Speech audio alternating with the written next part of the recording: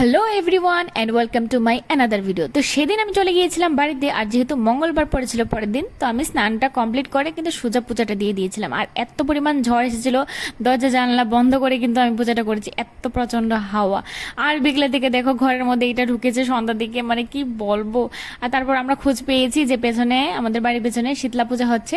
তো ফটাফট আমরা রেডি হয়ে গেছি, আর ও যাবে না, ও বাড়িতে চলে যাবে। তো আমরা রেডি হয়ে সোজা কিন্তু বের হয়ে পড়েছি। আমরা কিন্তু রাস্তা চিনি না, মানে এমনিতেই মানুষকে জিজ্ঞেস করতে করতে চলে গিয়েছিলাম ওখানটাতে। আর গিয়ে ঠাকুরকে দর্শন করেছিলাম। আর আমাদের কিন্তু ভাগ্যটা ভালো ছিল, লাস্ট প্রসাদটা কিন্তু আমরা পেয়ে গেছি, আমাদের পরে কিন্তু আর ছিল না প্রসাদটা। তো আর কি, এখানে চানাচুর মুড়ি খাওয়ার পর আমরা একটু ঘোরাঘুরি করেছিলাম। আর এরপর রাস্তা খুঁজতে খুঁজতে আবার ফিরে এসেছিলাম বাড়িতে। তো পরের দিন দুষ্টামি তো চলেই, মানে ও যেহেতু বোন এসেছে এটা তো চলবেই। তো তারপর বিকেলবেলা আমরা একটু হাঁটাহাঁটি করছিলাম, আর নজর গিয়েছিল এটার উপরে। তো আর কি, টাকা নিয়ে সোজা চলে গেছিলাম খাওয়ার জন্য। আর ঘোরাঘুরি করতে করতে তো আমরা এটাকে খেতে খেতে একটু চলে গেছিলাম গলির দিকে, সামনের গলির দিকে। আর ওইখানে গলির দিকে মানে এত সুন্দর ভিউ দেখেছি, রেনবোটা দেখে তো আমাদের মানে পাগল হয়ে গিয়েছিলাম আমরা, জাস্ট সুন্দর।